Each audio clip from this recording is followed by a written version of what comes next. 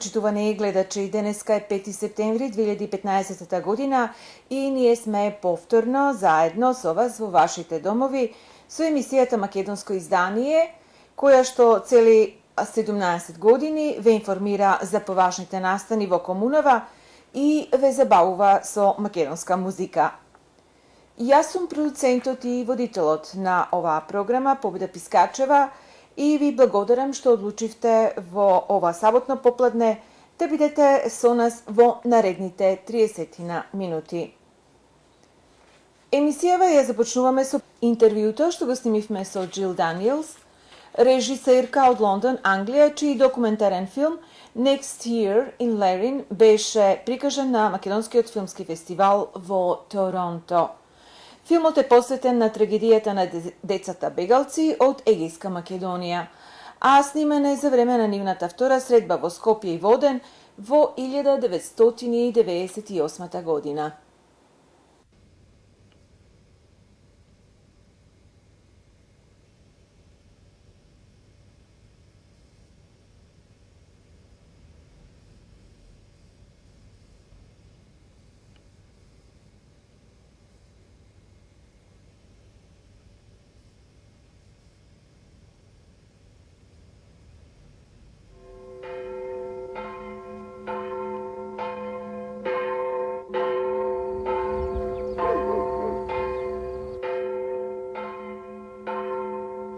Майка ми за последен пат, пред да замени, ме прегърна, клекна пред мене и ми ги рече следните зборови на разделба.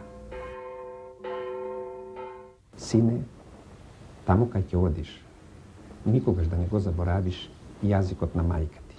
Заминувајќи од нашите места, ние го носиме со себе само сетевањето за нашите родители. Но многу од нив сакам да задржиме по нешто, не сакам да се откажеме од нешто што ни беше како талисман, длабок сувенир што нашите родители го даде. Јас лично, например, не сакам да се разделам од тој торбето шарено што ми го даде мајка ми пред да замина. Еден од присутните ги зеде, близу беше еден ног и го фрли торбето таму. Тоа навистина тешко ме погоди, зашто беше вид дар од мајка ми и затршав да го зедам, да го извадам од тогано и тогаш се ги изгори прстите.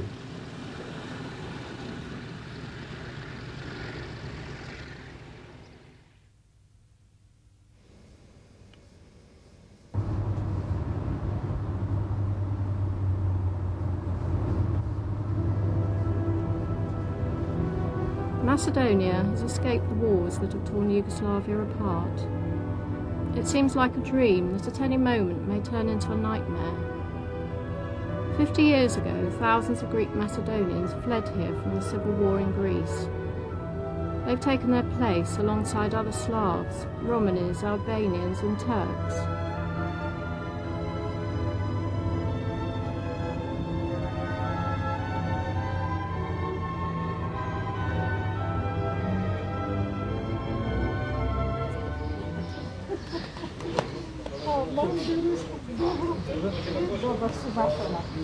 Славна кофе, не снима оба е брача оба е французин, оба е македонец, оба е финец, оба е... Кај нас обичај, кога дој гостинот, по македонски треба да го частиме. Прво сладко, после водичка и што ќе сака тоа ние. По-часто да ни доаѓате. Да се гледаме. И во Дамбени да се види. А би требало следниот пат во Дамбени да се види. Во Костори во Дамбени.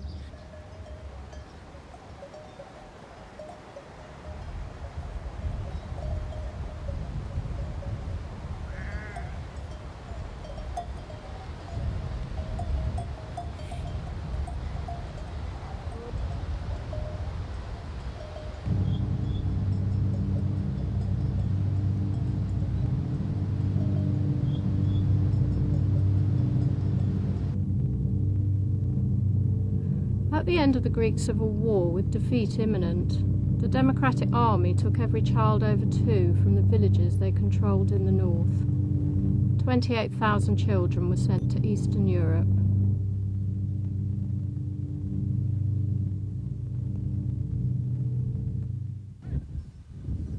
Before the First World War, when Turkey occupied the Balkans, there were no borders.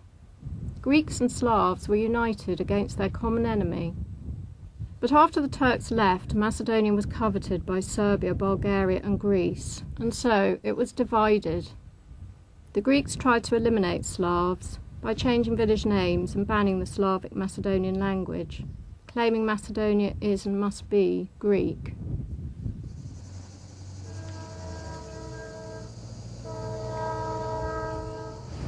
When the Macedonian children grew up, they wanted to return home, but Greece wouldn't allow them back into the country. Почитувани гледачи, разговараме со Джил Даниелс, која што е филмски продуцент од Лондон, Англија, овде во Торонто и која што има македонска конекција. Jill Daniels, welcome to Toronto. You're a filmmaker, and we have a Macedonian connection about filmmaking. But first, we would like to know what is the reason you're visiting Toronto? Thank you very much. I'm here because I'm coming to a very large documentary conference that's held in different countries all over the world. And this year it's in Toronto. And it's film scholars, so it's held at the university, and film practitioners like me, filmmakers. So we come together, I think there's about 350 people, to talk about documentary filmmaking. You are a documentary filmmaker, and what is a bigger passion, making movies or teaching?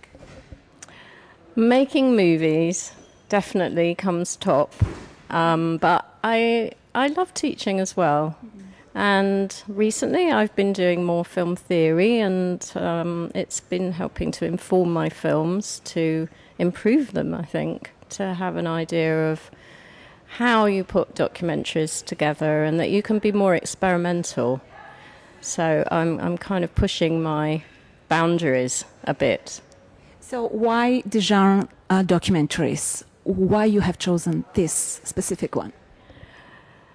Documentary, I really like to document people and hear their stories and the connection between myself and people. I think that's really important. So that's why documentary, I think, for me. So I'm not totally in control. With a fiction film, you write a script, you have your ideas, and you populate it with people, actors. In documentary, you also have actors, but they're real people. And you can't control what they're going to say or do. You can only have an idea. So sometimes you have these wonderful surprises about what's going to happen, and sometimes things go wrong. And I like that element of surprise. And then, of course, editing. Then you sort of turn it into something. And also because it gives me an opportunity to go to different places and find out about people, find out their stories, and go around the world, which is great. But of course I always have a certain idea about what kind of subjects I want to do. So the Macedonian connection that we both have is a filming of a documentary on Deca Begalci, the refugee children in Macedonia. Your movie, the next year in Lerin, was shown on our Macedonian Film Festival here in Toronto with a great success. Lots of people, children, who are now grown-up people, exactly in their 70s, yes, watched the movie and really it brought tears to their eyes. Now, why did you decide to film this documentary? I heard about the story a very long time ago. My friend was the French cultural attaché in Skopje, not very long after the Macedonian became a country. And he invited me for a visit, and when I went, I heard about this story, and I found it so touching. And I thought that would be why I'd like to make a film about it, about the experience of what it meant to leave your homeland, and then what that felt like to live And so I was interested in the type of lives that some of these people that I filmed as central subjects, how sometimes they were in orphanages, for example, in Romania or something, and they would have been villagers, probably farmers or something like that if they'd stayed in Aegean Macedonia, but now they were educated, so they lost their parents, possibly. But they had this identity now of being educated and being more in sort of worldly, I suppose. So this strange contradiction, but also having this yearning for a homeland. So I thought this was a very complex and moving thing. And for me, one of the strongest things about making the film was the fact that I felt that everybody who was in it, no matter what their age, was still children. It was a very strong feeling. There are lots of stories like this in the world, unfortunately untold yet for the broader audience. People don't know. It's a complex history about these Macedonians. How did you prepare yourself to do the documentary? Well, I thought it was important not to go straight away with a camera and put a camera in somebody's face and say, tell me your story, because that's very difficult for somebody to tell their story immediately. So I tried to get to know people. And of course, one of the difficulties for me as an outsider was that I don't speak Macedonian. So I had to have a translator. And sometimes that was very useful because while the person was translating, I was able to see body language, if you like, how people were relating to me, to the camera, to the situation. So we really took our time talking to people first, getting to know each other, and me telling something about myself and my history and my stories. So it's a communication that way, not just an outsider coming and saying, tell me your story. So that was my approach as a filmmaker. And I would have liked to have stayed longer. That was difficult. In Greece, it would have been better for me to have been able to meet more people, actually. That's one of my regrets, I think. When we went, we said we were just filming. We didn't really say what we were doing, and that was a bit difficult. For me, as a Macedonian, it's very important, and for all Macedonians as well, when somebody who is not a Macedonian taking over and covering this story, it means a lot to us, because, you're not a biased person in this case, right? I hope not. I hope I'm not biased, but I think in a way I am biased, because I feel for people who've lost their homeland and who have this, not necessarily not wanting to go back and be in their village from when they were born. So that's that strange contradiction of wanting to be there but knowing you never will be there, and not even really wanting in the end to be there, I think, but having this feeling. And I remember in the film somebody picking up a stone. And for me, that's a very poignant moment in the film when he strokes the stone and says, this was from the foundations of my house. And even now, it makes me feel quite emotional. So I wanted to show that kind of feeling that people had. Many of these people, despite their great desire to go and to visit their homeland, they're not allowed to by the Greek officials, right? So how did you find that idea, through all these years, 50, 60 years now, people that would like to see their home are not allowed to, and then we're filming all this tragedy after so many years? I think it's really terrible. I mean, I can't see why, for ordinary people, that they can't go and see where they were born and see their village. I find it extraordinary, and I don't see the point of it. I can't see the purpose of keeping people away. It's not like they're going to reclaim it, as far as I know. So, which maybe is another issue, that if what's happened to those houses that they were born in. But we're talking about a war situation that is still going on. After all these years. Yes. Very interesting. The title that you have on this documentary, you used the Macedonian name of the city, Lerin. You didn't use the official Greek name for the city, Florina. Why? Well, I think that probably is my bias.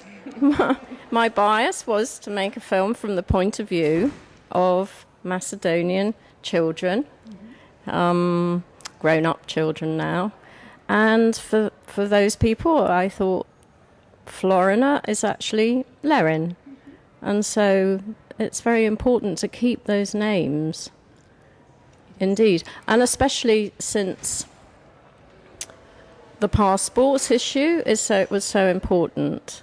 If you had the birthplace in the name of Florina, then as I understand it, people were allowed to go into Greece. But if they kept it as being Lerin, then they weren't. So it was very symbolic. And so it was very important for me to have it as in the title. So this documentary, as we now know, has been filmed in 1998 when there was a gathering of the refugee children there. And as you know, many of them, they were stopped at the border. Many people or children of these refugee children would like to have a documentary like this in their libraries at home, where they can find your movie. I know it's still available. How they can get one for themselves? Well, they can come to my website, which is www.jilldanielsfilms.com, and you can get a DVD from me. So the last question, what is Jill Daniels working on right now at this present time? I'm working on a film in the south of France, and it's about a village very near the border of Italy called Castellar, and it was a village near Menton.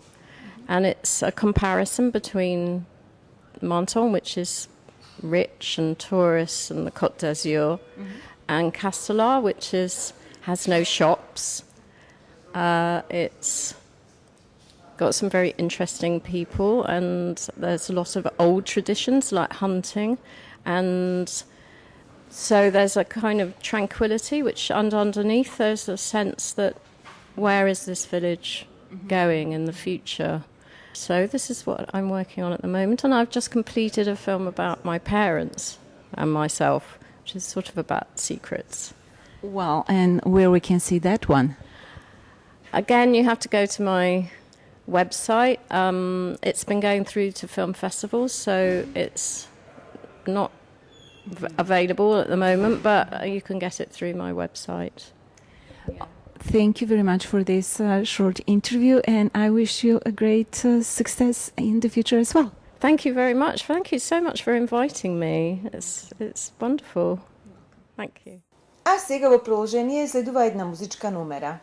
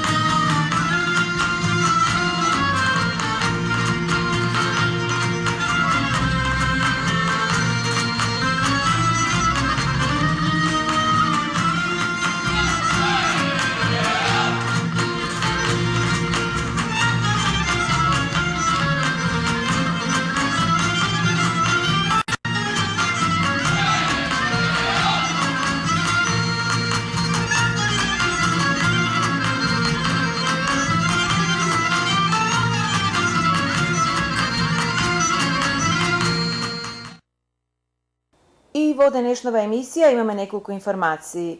На 3. октомври годинава во црквата Свети Климент Охридски ќе се одржи прослава 50 години од изградбата на црквата. За овој значаен настан картите ќе чинат $50, а за повеќе информации и резервации јавете се на 416-421-7451. Канадското македонско место во Торонто е пензионерски дом кој ви обезбедува угодно и хармонично живење. За повеќе информации побарете ја Златка на 416-755-9231. За професионално и поволно дизајнирање на веб-сајтови побарете ги TJ Hosting на 647-547-3061. И секако читете македонски вести сега и со детални информации и важни надписи за македонската комуна во Торонто. Следува уште една информација. Во Лерин успешно се одржа македонска научна конференција.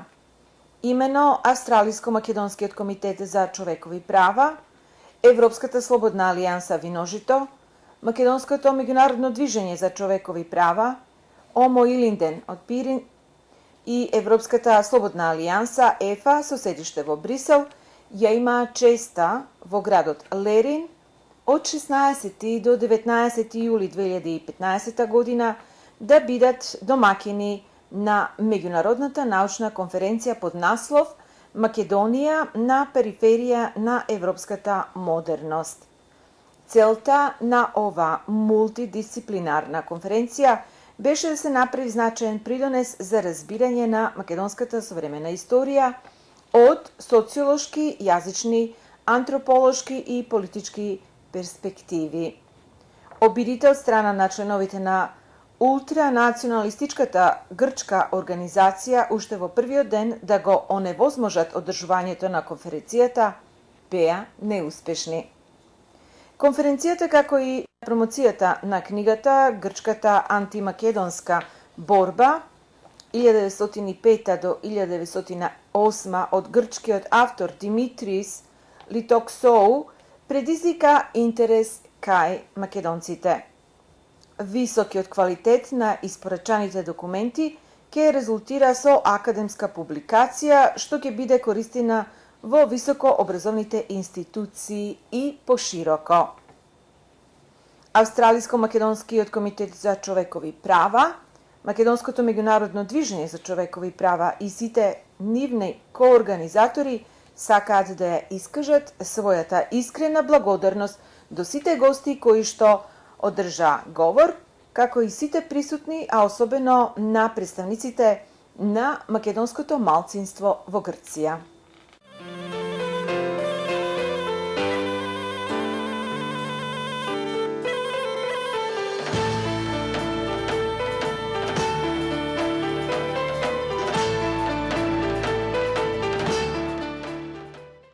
Во денешнава емисија имаме известување од Генералниот конзулат на Република Македонија во Торонто.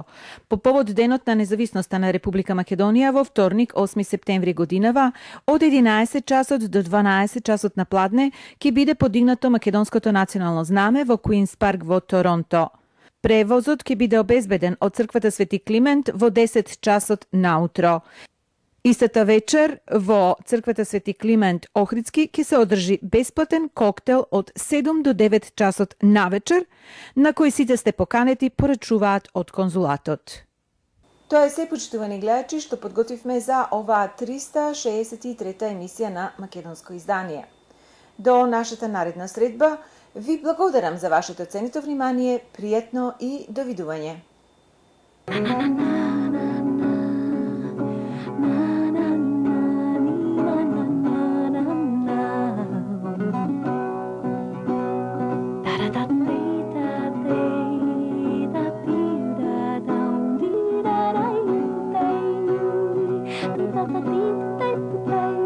Da da